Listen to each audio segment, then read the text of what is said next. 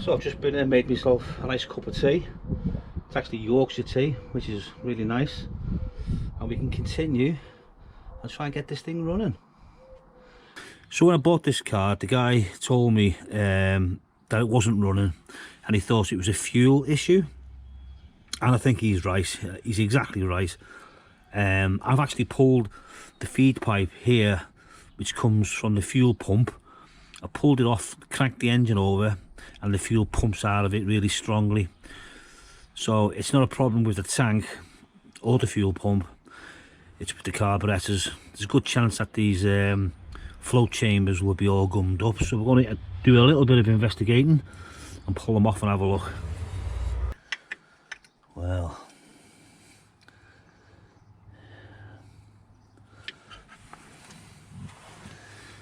it looks pretty nasty in there.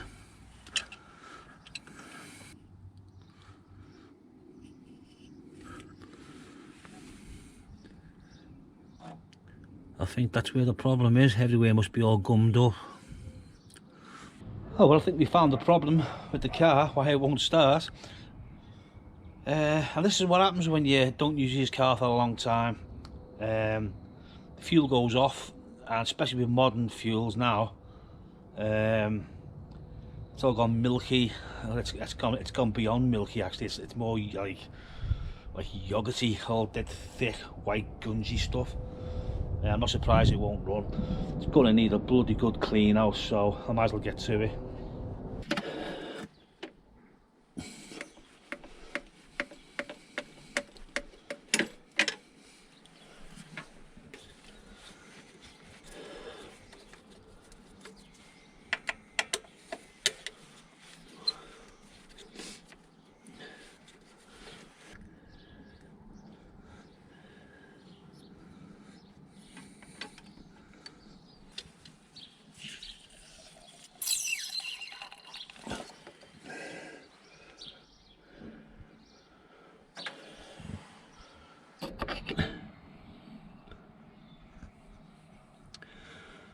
Wowee, the other side's just as bad.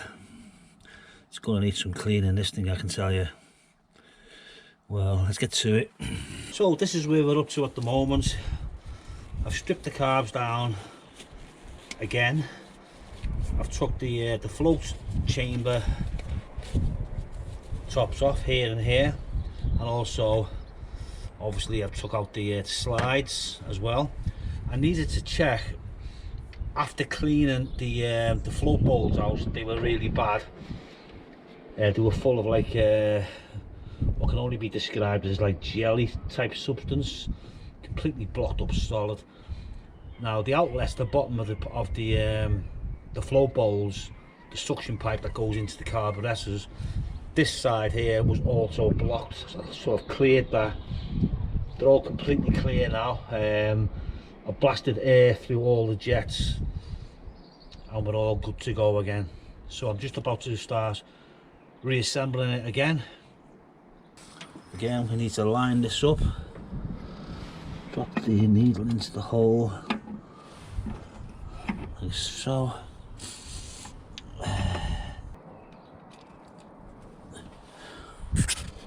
Next step is to put the float chamber caps back on.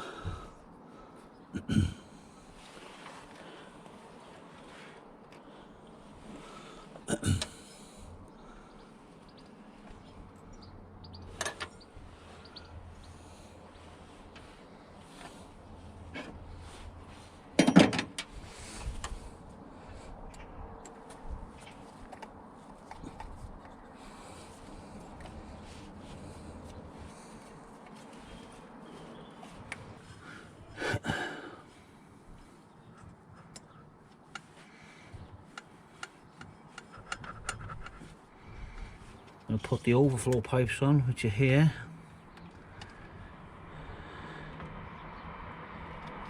So they just push onto there like so. So we need to connect the fuel up now. the flow goes that way, so I want this on the tank side there, like so. I want this one onto here, like so.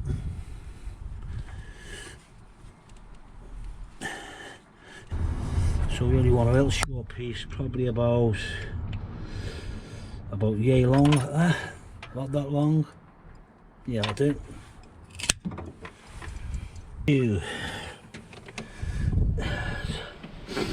Let's put this pipe on.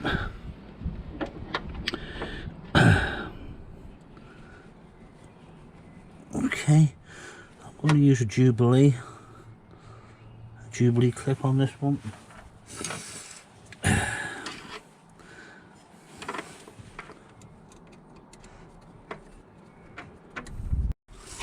It's going to go on like that. So here, like that.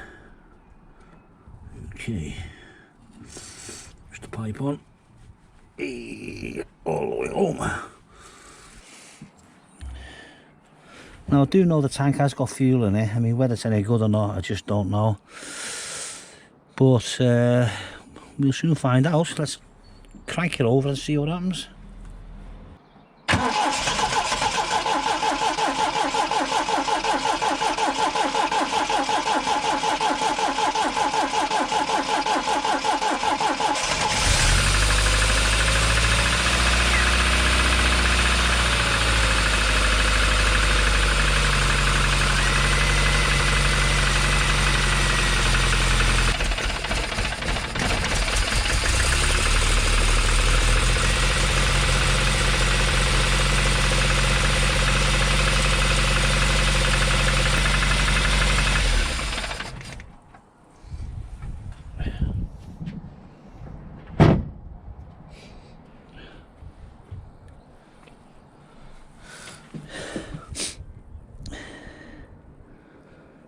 And we have got a leak somewhere. Where's it leaking from? I think it's coming from there, the leak.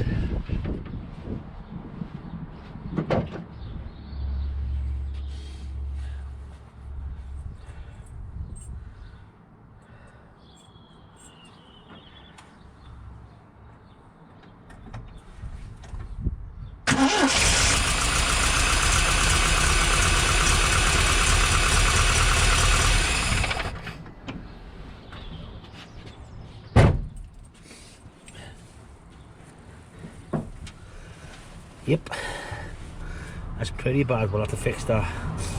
I'll get a bit of pipe and come back in a bit. Well, I may have just found the perfect piece. There you go. Fuel hose. Even says on it. Perfect. Okay, let's get this hose on. That's it.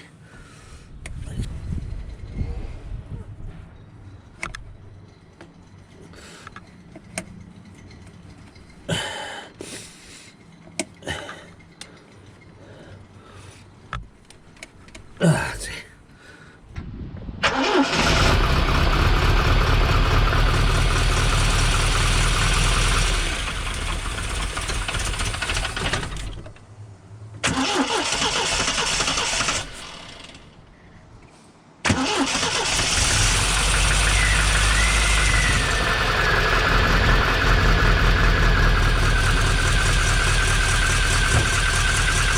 So the engine's struggling a little bit, but the low fuel light's on the dashboard and the fuel gauge is reading empty. Don't even know whether it works or not, but I know it's been about a year and a half maybe since he run this car, so I'll be running bad fuel anyway. So I'll put some fresh stuff in and see whether that helps.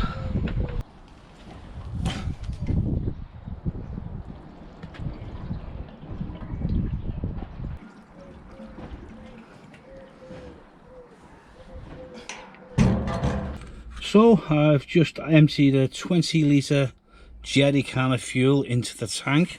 So see what happens this time. Ignition's on.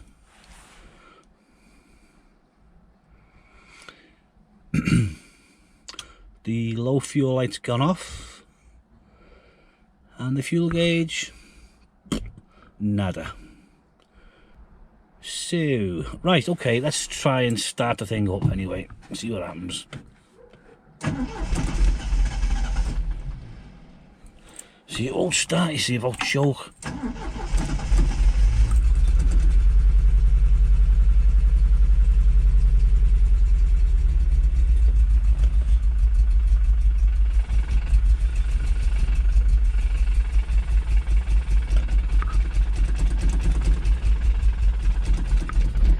So anyway, I put about 5 gallons of fuel in this car now. I've emptied a 20 litre jerry can into it, and also one of those little small green ones, I've emptied one of them. So that's about roughly 5 gallons. The low fuel light is still on the dash and it won't go out, so I reckon he's wired the fuel gauge incorrectly. Typically, like when I checked the electric fan on the motor, that'd been wired incorrectly as well, so there's a good chance the fuel gauge might be okay. Now, that wasn't the last owner that done that work, that was the owner before him. Although, I mean, I always knew I was going to have to do some work on the car. I mean, to be fair, the guy did advertise it as a non-runner. It is running to a certain degree now. I know the engine is actually okay. It just wants tweaking. I mean, bodywork wise and what have you, it's in pretty good shape. There's a little bit of tat on it here and there, but it's not like rusted to death or not anything like that. Just what you would expect for a car like 40 odd years old, and I'm really happy with it. Car just pulled up behind me there with a young lady in it, and she just said to me, excuse me, is that your dog? Looked outside on the main road. There's our Freddy, the new dog I've only had for 3 or 4 weeks. Little bugger's got out. I don't know how he's got out. I didn't think there was any way he could, but he's obviously quite clever and quite quick as well, so I'll have to keep an eye on him. So thank God he's alright. But as I was saying, I'm really happy with the car. For what I paid for it, I think it's perfect. It'll give me a little bit of work. Nothing major on this car, obviously. I mean, it's not running too well at the moment, as you just heard. It only runs on choke, and it's only running on probably about 2 cylinders, so it wants a good looking at. But it'll be interesting to see what's wrong with it, and yeah, and it'll be more content for you guys as well. So anyway, thanks very much for watching. If you liked what you're seeing, please give us a thumbs up, consider subscribing if you haven't, it does help the channel. And until next time, bye for now.